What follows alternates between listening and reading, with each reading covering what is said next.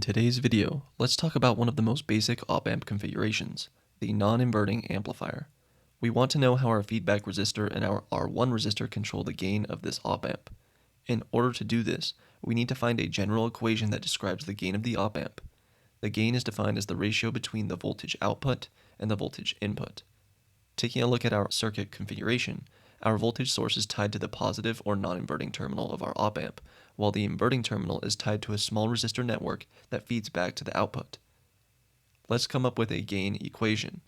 An op-amp tries to keep the voltage at both inputs equal. Therefore, we can use the virtual short concept to help our calculations. This means that the voltage at this node is equal to V source. Now we can do some nodal analysis. The current through our top feedback loop is going to be our source voltage minus our output voltage, all over the feedback resistor value. This is just Ohm's law, where current is equal to voltage over resistance. We assume that no current flows through either terminal of the op-amp due to its high, or in this case, infinite input impedance.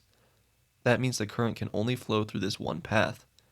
Continuing with our nodal analysis, ground, or 0 volts, minus V source over R1 is equal to the current through this branch. Because the current through this whole branch is the same, we can now set our two equations equal to each other and solve for our gain. With a little bit of algebra, we come up with our gain equation. Gain is equal to 1 plus RF over R1. If we open our circuit simulator, we can now use our knowledge to design an amplifier with the gain we want. Let's say we have a 100 millivolt peak amplitude signal, and we want an output of 1 volt.